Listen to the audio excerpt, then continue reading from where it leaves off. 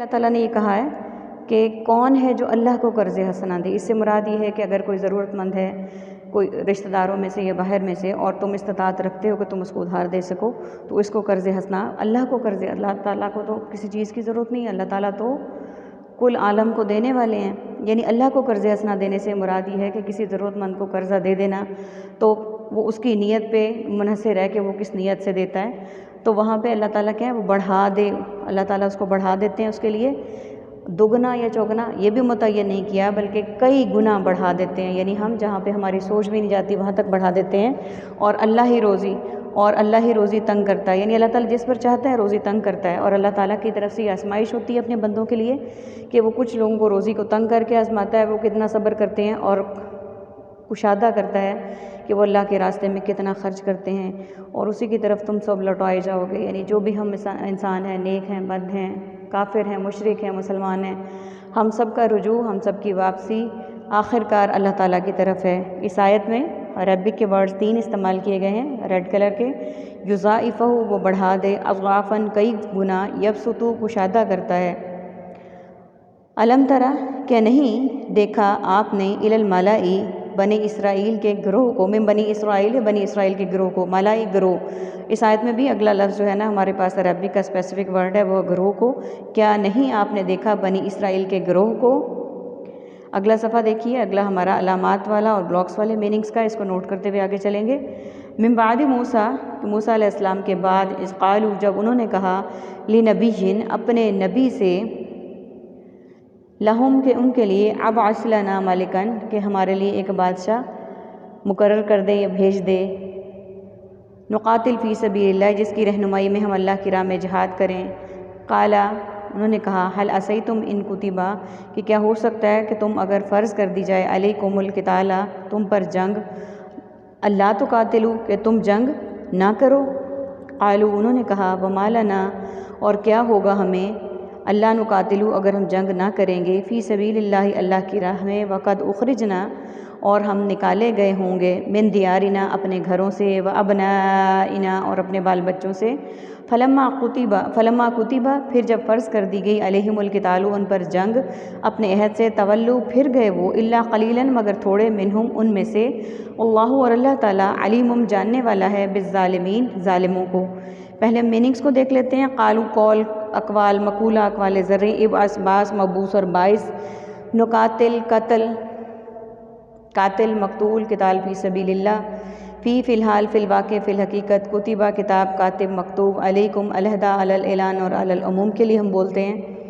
اخرجنا خروج، خارج، اخراج اور مخرج، دیارنا دار الامان، دار الخلافہ اور دیار غیر، ابنائنا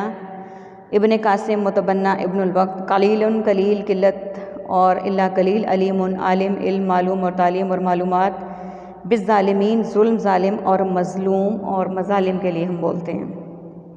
یہاں پہ اس واقعے کا ذکر ہے، حضرت موسیٰ علیہ السلام کے بعد قوم بہت زیادہ توہمات میں پڑ گئی، تعلیمات کو چھوڑ دیا۔ انہوں نے پھر یہ کہا اپنے نبی سے، اس وقت کے ایک نبی تھے حضرت شمویل علیہ السلام، اور ان سے کہا کہ ہم مقرر کر ہمارے لیے ایک بادشاہ، یعنی ایک ایسا شخص ہو ہمارے پہ جس کی رہنمائی میں ہم اللہ کی راہ میں جہاد کریں، یعنی جو ہمیں موٹیویٹ کرے، ہمیں اس طرح کی ٹریننگ دے، ہماری رہنمائی کرے کہ ہم اللہ کی راہ میں جہاد کریں۔ اس نے کہا کیا ہو سکتا ہے کہ اگر فرض کر دی جائے تم پر جنگ، یعنی اس نے کہا کہ اگر تم پر جنگ فرض کر دی گئی،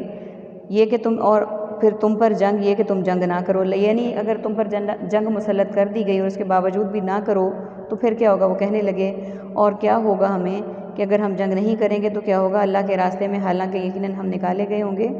اپنے گھروں سے اور بال بچوں سے۔ پھر جب فرض کر دی گئی ان پر جنگ تو اپنے عہد سے پھر گئے وہ،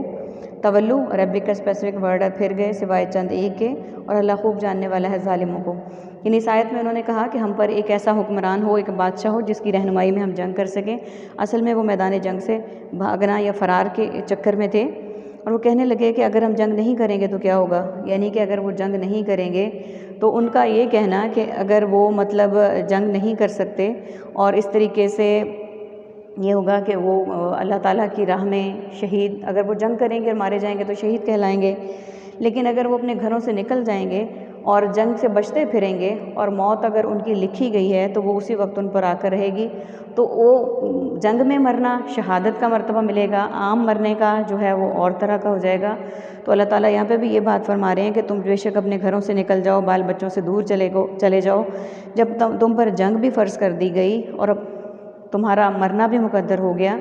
تو پھر وہ اس وقت پر موت آ کر رہے گی، اس میں ذرا بھی تقدیم و تاخیر نہیں ہوگی، کیونکہ اللہ تعالیٰ کا یہ حکم ہے۔ اللہ تعالیٰ جس وقت جو وقت اللہ تعالیٰ نے جس انسان کے لیے موت کا مقرر کر دیا وہ اسی وقت آئے گی، وہ جہاں مرضی چلا جائے، وہ جنگ میں جائے، وہ گھر میں چھپ کر بیٹھا رہے، وہ گھر سے باہر چلا جائے، تو اللہ تعالیٰ کہ اس ٹائم میں ذرا بھی تقدیم و تاخیر نہیں ہو سکتی۔ یعنی اس میں سے چند لوگ ایسے ہیں جو اپنے عہد سے پھر گئے، اور اللہ خوب جاننے والا ہے ظالموں کو، یعنی کہ جو بھی ان کی پلاننگ تھی، جو بھی ان کے دل میں تھا، اللہ تعالیٰ اس کو خوب جاننے والا ہے۔ اللہ تعالیٰ سے دعا کرتے ہیں کہ اللہ تعالیٰ ہمیں اپنے مقرب بندوں میں داخل کر دے، قرآن پاک کو ہمارے لیے بخشش کا سامان بنا دے، آمین۔ سبحانک اللہم و بحمدک، نشہد ان لا الہ الا انت، نستغفرک و نتوب الیک۔ السلام علیکم ورحمۃ اللہ وبرکاتہ۔